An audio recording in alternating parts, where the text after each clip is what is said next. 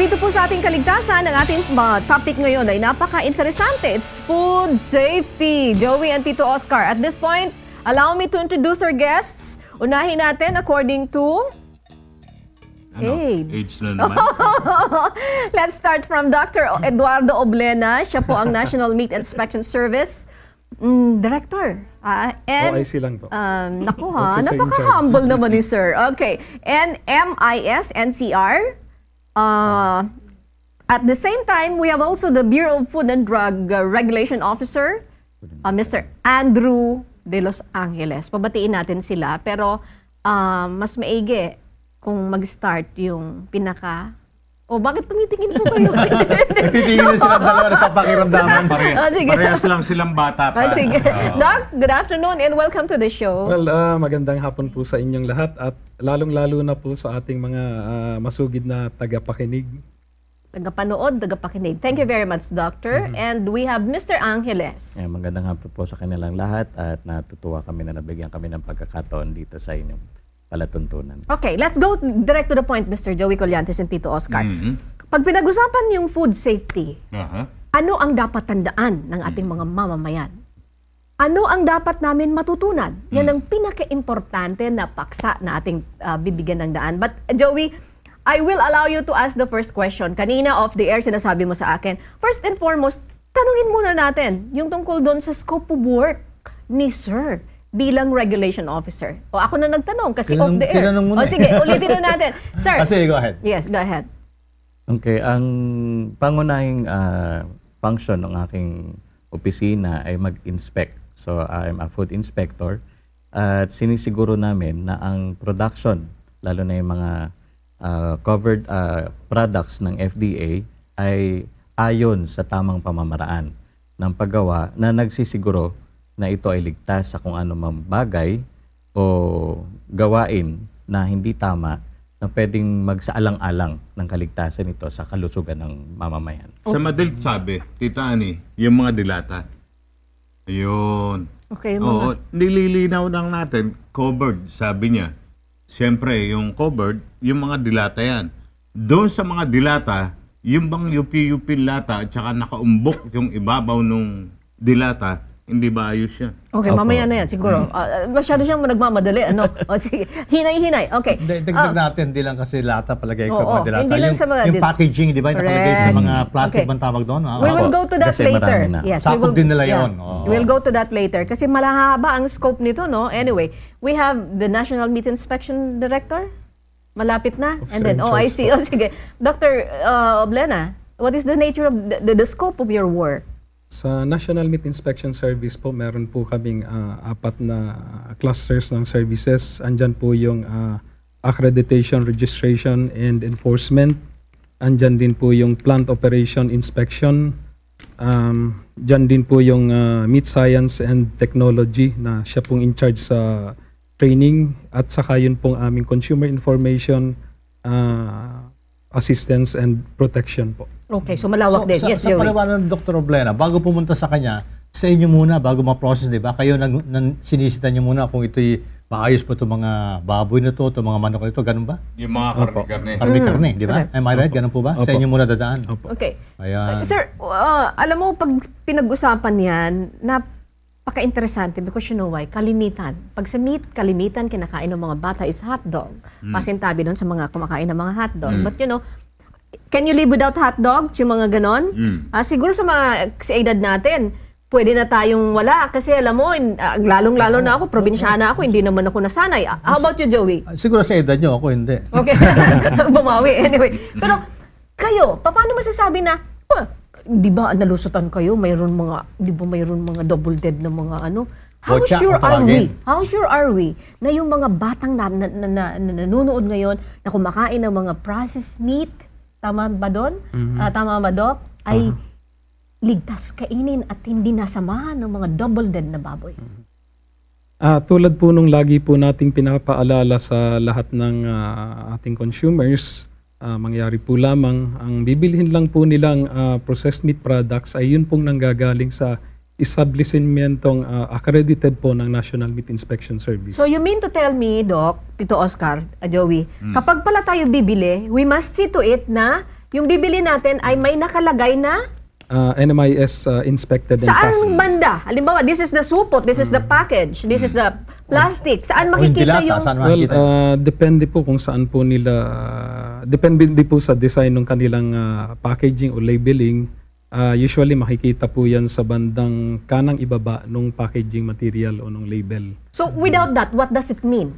Well, maaring hindi po sa ngayon po, hindi po naman mandatory pa po yung paglalagay ng labeling na yon. Pero ine-encourage po namin lahat po ng aming accredited na meat establishments ay ilagay po nila yung NMIS inspected and passed, tapos nakalagay po dun yung accreditation number.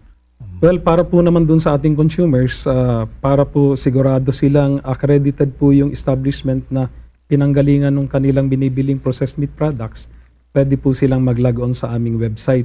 Meron po tayong database doon. Makikita po nila yung listing po, complete listing ng mga establishments from slaughterhouses, poultry dressing plants, meat processing plants, meat cold storages, tsaka meat cutting plants. Andun po lahat ng listahan Marami at tayo. accreditation number. Teka muna, bago tayo pumunta sa processed food, Doctor, alam natin, meron tayo tawag na dadaanan pa yan, no? Apo. Dadaanan muna sa tawag natin, mga slaughterhouse. Ang gusto ko malaman, anong katiyakan naman natin ito natin mga slaughterhouse ngayon? Ito ba'y maayos? Malinis ba ito? Kasi mahalaga yan, eh. Okay. Where are we there?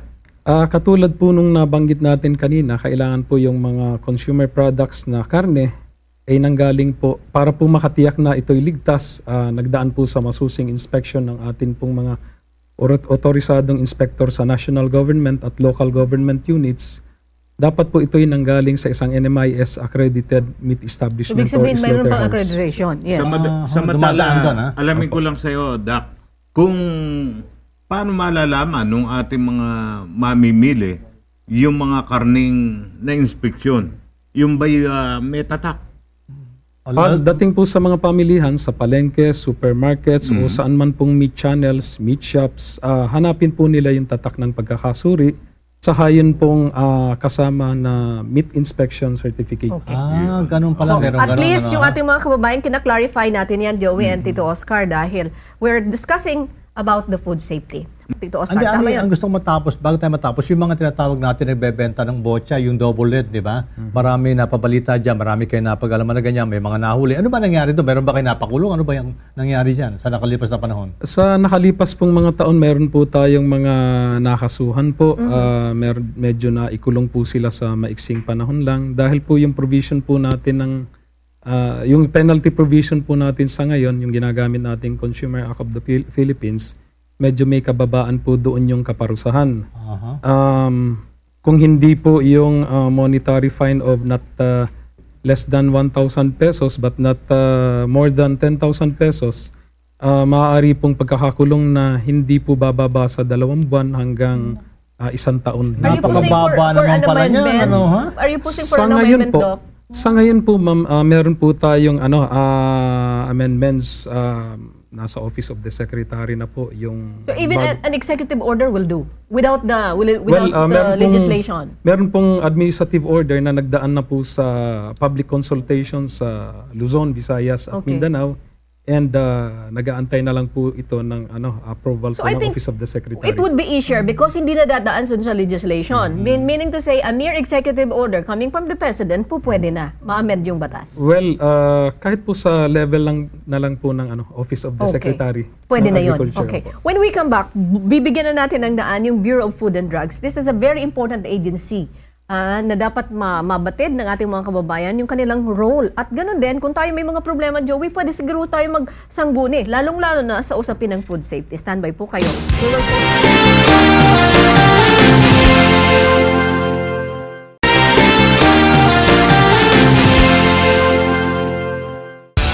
Okay, balik po tayo sa ating programa, Ani, paring Oka, ano? And of course, we still have with us Dr. Eduardo Oblena, National Meat Inspection Service, ang NIMS, NCR, and si Andrew de Los Angeles, na siya po ang Food and Drug Regulation Officer ng Food and Drug Administration. Ito yung dating BFAD kung tawagin Correct. natin. Yes. Okay? Matanong ko si Sir. Sir, anong percentage ang assurance na ibibigay mo sa public na lahat ng aming food na binibili sa supermarkets ay ito'y ligtas at nasuri ng inyong tanggapan? Okay. Sa usapin po na pagbibigay ng percentage, hindi natin masasabi na 100%. Kasi ang isang consideration natin dyan, even if we do check products in process and the distribution, 100% compliance to regulations, meron pa ring issue na kailangan nating i-check ang product sa shelves. Ito yung sinasabi natin na sa supermarket. Are they properly handled and stored? Katulad nga ng ano yung kondisyon ng mga produkto sa merkado, intact pa ba yung packaging na ginagamit? Mapa ito ay kahon, plastic o lata. Titingnan pa rin dapat ng consumer na ito ay napapanatili sa kanyang original na kondisyon na kung saan yun yung batas na sinunod ng manufacturer according to compliance to FDA regulations. Otherwise, hindi na natin masasabi na yung mahahawakan ng consumer sa supermarket, yun din yung kalagayan ng produkto na binigyan natin ng approval. So, merong component na kailangan maging aware ang consumer when they do check on the products on their shelves. Hindi lang natin pwedeng sabihin na, okay, aprobado na to ng FDA, rehistrado to ng FDA, and then pwede ko na tong outright kainin. So, you're saying na kahit na, Tito Oscar and kasamang Joey, Doc, what Mr. Angeles is saying na kahit na-approve na namin ito, at na-check na namin ito, may approval sa amin, mayroon pa rin mga problema that is something to do with the distribution. Ano yung sinasabi nyo, yung handling, dun sa distribution, paano kami nagkakaroon paano nagkakaroon ng problema doon? Okay. Sa kabila naman po na meron din tayo sa FDA na regulation on warehousing. So meron tayong Regulation Division 1, monitoring the trade, okay? Meron pa ring mishandling na tinatawag. At ito na yung pag hindi naalagaan sa distribution channel ng mga produkto. Doon masisira. Doon pwede magkaroon ng kompromiso yung mga produkto. Kasi napapansin natin, yung binanggit ko kanina, yung pagkayupe, halimbawa, yung isang sumabog yung mga dilata, nagkakaroon ng yupe. At yung ibabaw niyan, parang napapansin ko, umuumbok . So, big sabihin, that is mishandling. Mishandling okay, na po yes, yun. Okay. So, sa ganun, nakukompromiso na yung quality ng produkto once may compromise. So, are you advising now na kapag halimbawa yung isang lata, halimbawa na yupi, you don't buy it anymore? Yes. Okay. Pero teka, I think hindi tayo darating doon . Kung yung mga supermarkets, yung mga retailer, sila mismo i-inspect sila yung produkto, makikita naman nila . Bago may ligay sa shelf, may UP na to. Pinapull out na nila yun. Yung iba, meron pa rin, nakikita ko, binibenta pa rin. So, may policy bang May ganon? Yung mga UP na supermarkets na May when it's pananagutan pa already sila. damaged, hindi mo na dapat Yeah, i-display? actually, it's damaged. By definition, the can is already damaged.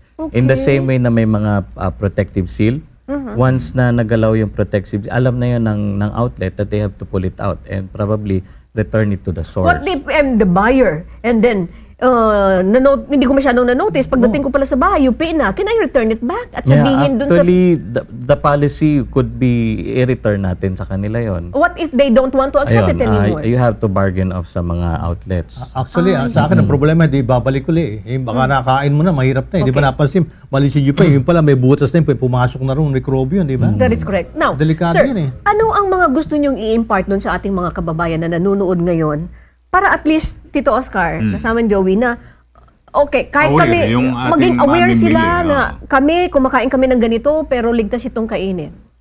Actually, ang pinakamagandang nakukuha na natin impormasyon, mataas na yung consumer awareness ng Very Pinoy. good, very good. Alam na nila yon. So, kung bakit merong mga complaints, dahil alam na nila na meron silang karapatan na magkaroon ng magandang quality yung mga produkto sa merkado. So, unlike before, na basta bili lang ng bili, lalo na yung mga naka-orient lang sa kanila yung brand o probably yung endorser. Ngayon, hindi na. Kahit na in-endorse ng kilala, ang mga tanyag ng mga tao, na-check na rin nila na ito ba ay angkop para sa aking kalusugan. So, conscious na rin sila na tinitingnan nila yung label for information. Yung nutritional value ba nakalagay ito? Nutritional, the makikita mo yun. nutritional facts is already being monitored by Hindi consumers. ba wala bang mga alteration doon? Mga ina-alter yung so far? Actually, ang nutrition facts is placed on the label with prior testing. That's on the side of the manufacturer. So they submit that testing result sa FDA and we give them compliance on the information. So if it's the nutrient level declared at napakita nila na ito yung resulta, then pinapayagan na namin What yung if label. they make daya?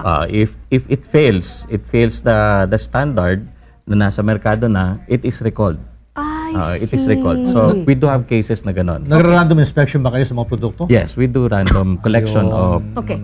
approved products. Before, bakit may mga nangyayari dito, Oscar and kasamang Joey, na nandun na sa supermarket, naka-display na yung mga food, and all of a sudden, may lalabas, especially, if I'm not mistaken, those are imported goods, na ito pala, kailangan i-pull out dahil yung content nito ay ganito, Hindi ganito. pumasa. Hindi ba dumaan sa inyo yun?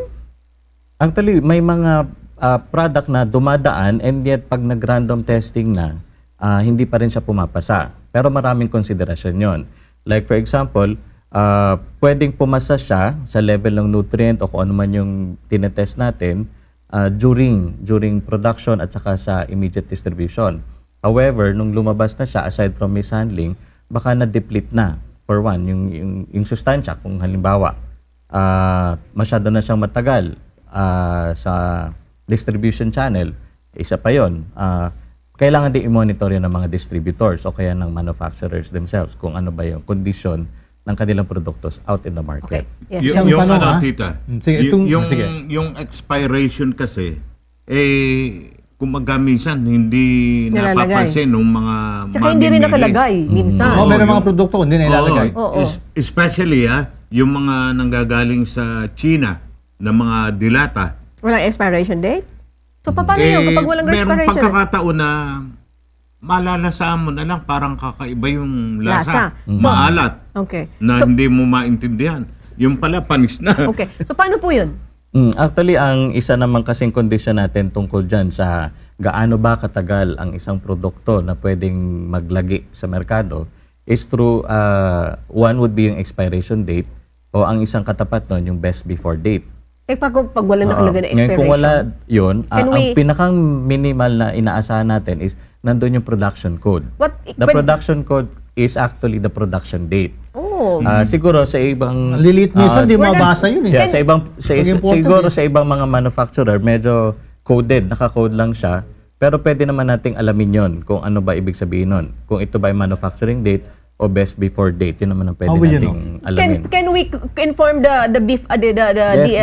the FDA with regards to that? Yeah, actually, ang mga label niyan bago lumabas sa market, kung na-approve ng FDA, nasa amin yung kapirasong label na yun. Ito maganda, itatanong ko. Yeah. Update Yun, lamang, yun. ano? Sa ating soy sauce. Ano bang latest na sa toyo? Ayan, sige. No. Very quickly, kasi mayroon pa ako isang... Go ahead, sir. Okay. How about, sir?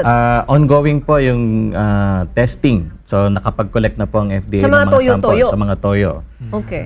Rehistrado para malaman natin kung ito ba nabigyan ng approval ng FDA, talagang nami-maintain nila yung quality, yung sa 3M CPD. Ang ganda niyan. So, Tanong kita, Andrew. hinintay lang po natin yung resulta Pwede ng mga bang test. mai-recommenda mo rin na magkaroon ng to yung kulay puti? Yan. I think- Pagka itim kasi, hindi mo But malaman I kung think that is so marumi. impossible naman, ano? But they want, di ba? Anyway, from the National Meat Inspection po, yung mga bumibili sa supermarkets na makikita mo na may itim-itim na kahit nakalagay sa Freezer, freezer, chiller. is still safe, and part na po ito ng panawagan nyo dun sa ating mga kababayan. Ano ang mga dapat naming tandaan? Isama ninyo yung question ko na sagutin, plus saan kayo pwedeng makontak kung may mga reklamo. Go ahead, doctor, please. So, doon po sa nabanggit ni ma'am, kahit po may karampatang certificate of meat inspection, sabihin natin nanggaling po doon sa mga noted na mga institutional manufacturers, katulad din po nung nabanggit ng ating kasama po dito sa FDA, along the way, nagkakaroon po ng tinatawag na mishandling. Napakahalaga po sa mga meat products ay yung ma-maintain po yung cold chain. Lalong-lalo na po yung product temperature. Usually, pag nagkaroon po ng temperature abuse, hindi po nila na-maintain yung temperatura ng produkto. Nagkakaroon po ng alteration, hindi lang po dun sa quality ng produkto. So, wala po naman tayong tinatawag na zero contamination. Pag tumaas po ang product temperature, mabilis po ang microbial multiplication. Unti-unting nagkakaroon po ng advanced stage of spoilage, nagkakaroon po ng alteration sa kulay. Meron nga pong iba pag medyo worse na po, ang kulay parang nagiging tint ng gray. Pagka ganun po, pag hinawakan nyo, medyo may amoy na po yun. Hindi porket galing po sa isang rehistrado or accredited nating establishment, pwede na po. Tignan nyo rin po yung handling process nila. Baka mamaya may amoy na po, nag-alter na ang kulay, nabanggit nga po ni Ma'am Ann kanina na yung may itim-itim, wag na po nating bibilhin, bagaman reklamo po natin. Okay. What is your contact number, sir? Where can we get in touch with you? Ang meron po tayong hotline, yung 927-4050, tsaka 927-2658. And finally, we have Sir Andrew. Thank you very much, Doc. Ang namang food and drug. Where can we get in touch with you? Your important announcement to our viewers? Go ahead, please. Sa division po namin ng food inspection, particularly 807-2843. So, doon nakalinya lahat ng inspectors sa linya na yon. So, kung sakaling meron kayong pwedeng itanong o marahil baka reklamo na meron kayong na-encounter sa merkado, pwede rin namin pick upin doon sa linya namin na yon. Okay, gentlemen, it's our pleasure to have you in our show. Salamat ng marami po. Next time around, mayroon pang susunod. Sure, ma'am. Okay, in behalf of Attorney Eros, dito po sa ating co-host, kasamang Joey and Tito Oscar, dito sa ating kaligtasan, would like to thank you, gentlemen. Okay.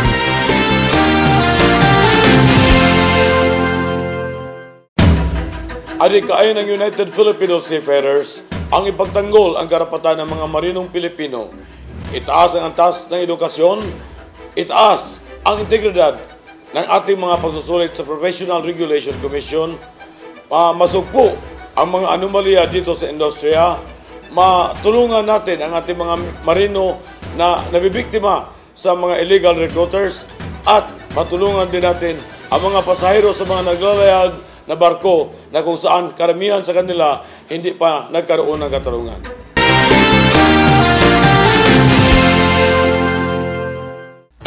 Magandang hapon muli sa mga kasambahay. Ramirez, magandang hapon sa iyo and Tinig ng Marino.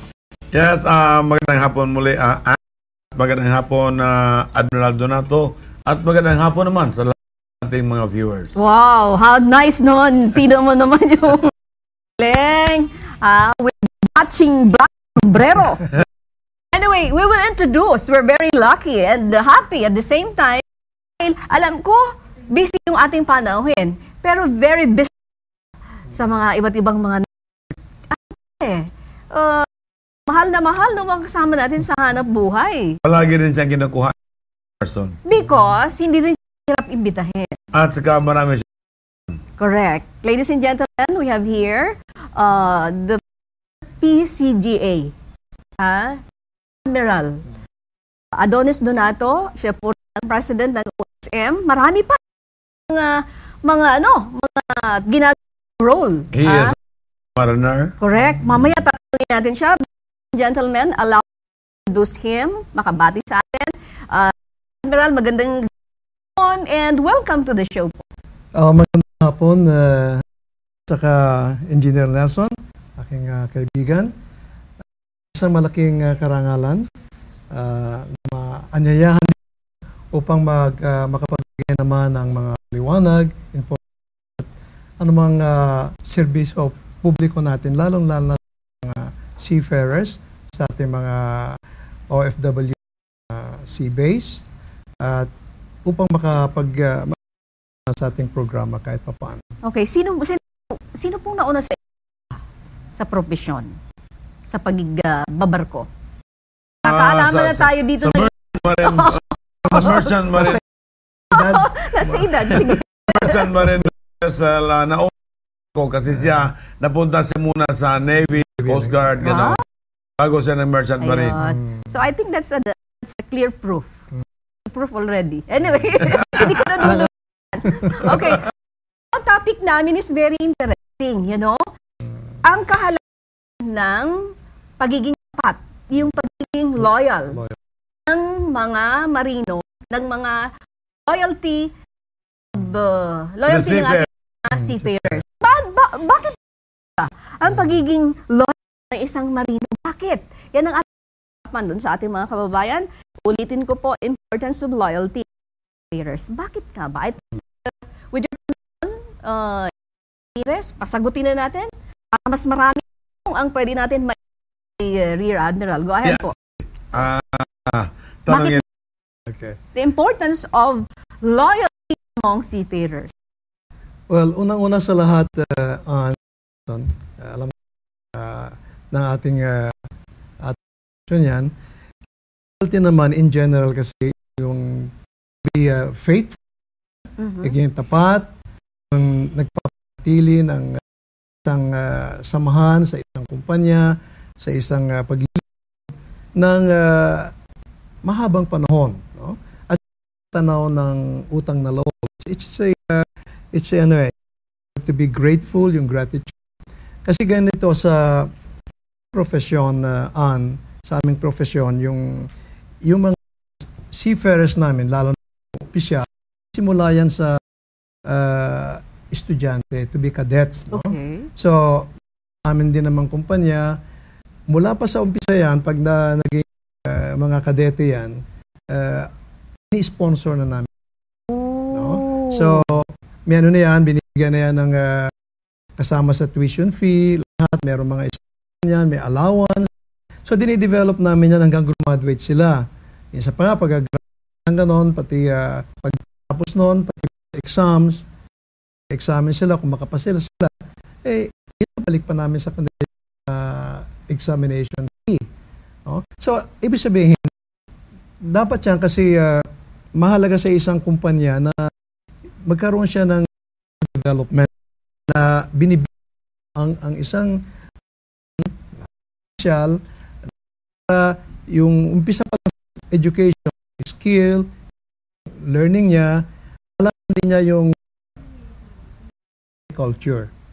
No? Ano yung mga philosophy, policy, tsaka mga rules and regulations ng isang kumpanya para he will grow with the company. So, aside from that, pag napag-aral siya ng kadete, pagkatapos career pattern mo siya, tinuturo pa siya na mga mula sa third mate, second mate, chief officer, kapitan, long term na yan. So, natural lang naman na yung seafarers naman, yung seaman, siguro he will papakita naman niya ang kanyang loyalty. Tsaka yung pagtanaw ng loob na binild up mo naman ang kanyang future career, tsaka yung para sa pamilya niya. Kaya kung magkaroon naman ng at least alam mo naman sa OFW, land by sea base, pagkatapos kasi contractual lang sila. Tapos ng contract, meron ding mga nag-o-offer sa kanila, siyempre ibang company. Over the backhood, napapano ng kaya kung konti lang sa konti mga sweldo, siyempre, uunawain niya kasi nagkaroon ng identity doon sa company na yun. It becomes a family member. So I see the reason. Even in an ordinary company, kahit doon sa loob mo ng bahay, kung may mga empleyado ka dyan, mga staff, ito rin yung mga staff na loyal. How much more na ito pala, from the start, ikaw na ang gumawa, inalagaan na hanggang sa nakapasok siya ng trabaho, may training, yung edukasyon niya, ikaw na bigay, natural lamang na magtanaw ka ng, may investment Diyan pa lang sila, magmulang first year, ginagastusan na ng kumpanya. I see. So ganito pala ang kalakaran. Hanggang sa mag-graduate, no? Ng barko, pinasakay sa barko doon sa kumpanya. And then ngayon, hanggang sa kumuha sila ng license, yung kumpanya pa rin gasto. Sa mga trading niya, kumpanya pa rin ang gumagasto. So, ganun pala. All of a sudden, mayroong isang kumpanya, in-offeran siya ng $50 difference, at doon na siya pumunta. Ang katwiran niya, meron naman tayong independence, no? Free naman tayo. Freedom to apply to other companies. But wait, sorry to cut you there. Wala bang nakalistate sa, example, sa contract na, ikaw hindi ka pwedeng lumipat, ako ang nagbigay hanggang sa makarating ka sa ganyan. Wala bang ganong klaseng kontrata? Ang totoo niyan, yun nga sabi namin, na by nature, ang employment kasi ng OFW, whether it is land-based or sea-based, is contractual. So, in that connection, kumbaga every time na may contractual period lang sasakay ng barko from, let's say, period to this period, mga 6 months or 8 months or at least 1 year nung una, ngayon pa. So, every time matapos yung contract period, they are free. Okay? Wala nang legal hold kahit isang beses lang na pagsakay, after that, no more? Yun ang yung nature ng contractual. Pero teka muna, lugi naman kayo doon. Sandali lamang po, Engineer Nelson, halimbawa, isang kontrata, tapos na yon. Ilang taon kang pinag-aaral, ginastusan ka, including your training. Hindi ba unfair yun sa katulad ninyo na binild mo yung isang sandali lamang po? We'll pause for a break at magbabalik po tayo after this.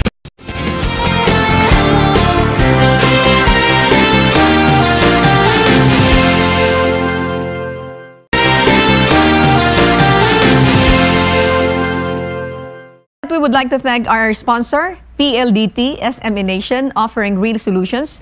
PLDT SME Nation, success made easy.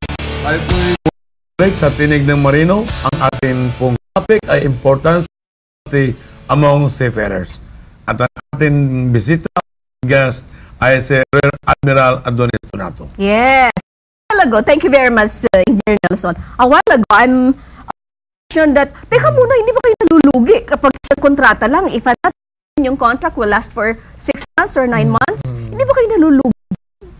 Totoo yun na may pagkalugi years. Kaya nga naman ngayon, all time in memorial talagang contractual, Ganun talaga yun pero sa ngayon, siguro hopefully mag-change naman dahil nakikita ngayon, nare-realize na mga at saka ng gobyerno na tila yung mga paikli ang pagkatapos kami nag-i-invest para sa education nila, training, experience. So, ang aming ngayon tendency is to make our seafarers, they are now employees. Yung parang company employees. Kaya, kasi pag bakasyon nila, pagkababa, pati yung kanilang leave pay, meron silang leave pay. Okay, let's wait. Sandali lamang po. Yung isang kontrata ng isang seaman, 6 months. May 6 months, 9 months, 10 months. Ang bakasyon? Depende. 2 buwan? No, normally, mga 2 months. 2 months, 3 months. Pag nag-stay sila, ang benepisyong binibigay sa inyo po, ay binibigay ninyo sa kanila? Yes, kasi hindi naman pare-pareho. I see. Wala tayong standard. Okay. Although, in general, meron silang tinatawag na yung pagsakay nila sa 6 months, nakaka-earn sila doon. So, merong pay na good for at least 2 months sa lahat ng general, Katapos noon, ang ibang bibigay ng standby pay na para sila mag-standby hinihintay na yung next contract nila. Ganon din kami. Pero hinigitan lang namin ngayon ng bago. Pati ang problema silang life insurance habang nakabakasyon. Sa namin yun, binigyan namin yun. Para kung may mangyari, protected sila. I think that's good. Okay. Engineer, anything like to add tungkol doon sa dinidiscuss? Yan. So, kung totoo sa pamilya, may tinatawag ng mga prodigal son. Pamilya, di ba? That's correct. Ganon din yung kumpanya. Yung mga seaman dyan, na na-offeran lang ng $50, $50 na diferensya, talon agad sa bakod. Dahil sabi nila, we have the freedom to choose. Money agency that you want. Ito, nag-offer sa akin mga ng maganda. And then, reklamo naman sila. Nagkaedad na sila ng 50. Kasi, talon ng ibang kumpanya. Wait, nagkaedad ka na ng 50, what will happen? Talo na yung status na ginagawa mo. Ngayon, sabi na isang kumpanya, matanda ka na Hindi ka na namin kasi matanda ka na, pero bago ka papasok sa amin, hindi kami tumatanggap na ganyan katanda. Yun ang problema. Ang loyalty doon sa kumpanya, build up sa'yo. Ngayon, sabi nila, bakit daw binibigyan sila? Bakit daw binibigyan ng age limit? Ko sa kanya, hindi ba ikaw rin ang sabi, you have the freedom to choose kung saan agency ka pupunta. Money agency as well has the freedom to refuse you. Hindi naman ikaw lang, hindi naman one-sided yung ang mabigyan yung mga agency, yung shipping company, may freedom din na mamili sa kanilang, ngayon, bakit ikan niya? Yung isa nilang empleyado, 60 years old na kinukuha, ay, nandiyan yan sa simulang naging Okay. So, simulang naging kadete. Kaya, loyal yan. okay. Bigyan din ng kumpanya. So, what would you advise doon sa mga nag-uumpisa, Admiral? What would you advise them? Sa mga bagong nag-uumpisa, inalagaan na ako ng ganitong ahensya. Dapat ano nang gagawin ko? Knowing that, mabuti na alaman natin. I think we can advise them doon sa mga baguhan. Go ahead, please. Tama yung Ana. Dahil dyan lumalabas kung gaano ang kahalagahan ng pagiging matapat. Yung mapagtuloy, mapanatili, yung ng loyalty. So, kaya kami ngayon sa mga employees namin, ginagawa namin sa mga seafood, aside from the health insurance, pag sila'y nakabakasyon, life insurance, pag tumatagal din sila sa amin, meron kaming pension plan. May retirement plan kami.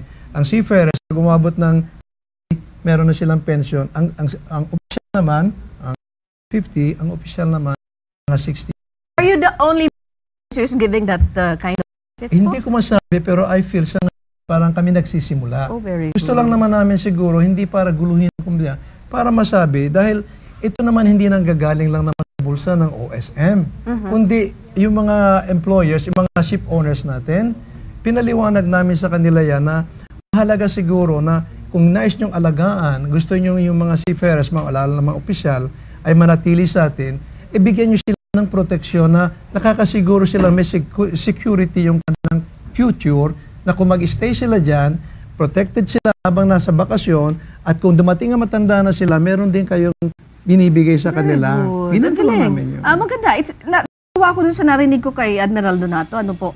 Alam mo, Engineer Nelson, dun sa ating mga kababayan na nanonood, siguro mahalaga na mag-sink in ito sa kanilang mga isipan. Ano po? Maybe we will invite you again. Engineer? Sa akin, huwag naman silang maging swapang kasi yun na nga ang problema eh. Yan ang palagi kong sinasabi na never underestimate greed. Dahil lang sa kasopangan, sa konting pera, yung kanilang kumpanya na inalagaan naman sila sana, hindi naman sila pinababayaan, pero sa kunting halaga, pinagpalit nila sa ibang kumpanya. At then nakita nila na ito palang isang ito, walang hiya para ito, bulas ubas pala. O di, huli na para magsisisi na. Abay, kahit naman ako siguro, hindi po pwede. Kung mamimili din ako ng empleyado na tapat din sa akin. Yung mga staff ko, mamimili din ako ng loyal sa akin. Anyway, Admiral, again, as I mentioned, we will invite you again. Marami pa tayong usapan, but at this point, ano po yung importanteng panawagan nyo sa kanila na hindi po namin naitanong ni Engineer Nelson? Well, maraming salamat, Ann. Dahil unang-una, atin namang topic talaga yung loyalty. No? Yes. So, mananawagan tayo, kami ni Engineer Nelson, sa aming mga colleague, kasi kami pareho na sa profesyon. Pareho kami marino, seafarers. So, lalo na sa aming mga kabataan, gustong pumasok sa pagmamarino, itong profession natin ay it's a noble profession. Serving the merchant marine is, you're serving the global economy, you're serving humanity, kasi yun yung nagdadala ng mga grains sa mga famine-stricken countries, kaya ng Ethiopia. So lahat ito, kaya naman sana mahalin din ng mga ating mga marino yung kanilang profesyon. Huwag lang tayo maging material. No? Tapos, mahalin nyo ang mga benefactors, yung mga employers, mga seafarers, ay yung ating mga shipping company, na nagbibigay sa inyo ng magandang kinabukasan. At pag nakita naman ngayon ng mga shipping company, maring agencies, na kayo ay merong sinseridad, meron kayong loyalty, aalagaan kayo. At siguro magiging simula ito na lalong papalawigin yung mga benepisyo hanggang siguro permanent na tayong employment, may insurance na kayo, hanggang meron ng pension. Kung maipakita nyo na talagang meron din kayong katapatan. Galing. Ang sarap naman ang sinabi ni Admiral. Anyway, Engineer, dun sa ating mga kababayan, invite them again this Wednesday. Muli akong nananawagan sa ating mga kababayan at lalong-lalo na sa ating mga marino na sa susunod na Miyerkules, magkita-kita din tayo dito sa ating istasyon. Okay. Salamat ng Ating marami. Engineer Nelson, maraming salamat sa pag-imbita mo kay Admiral Salamat, Nelson. Donato. Thank you. Isang malaking karangalan po na nakasama namin kayo. And sa susunod pong Miyerkules, antabayan po ang Tinig ng Marino.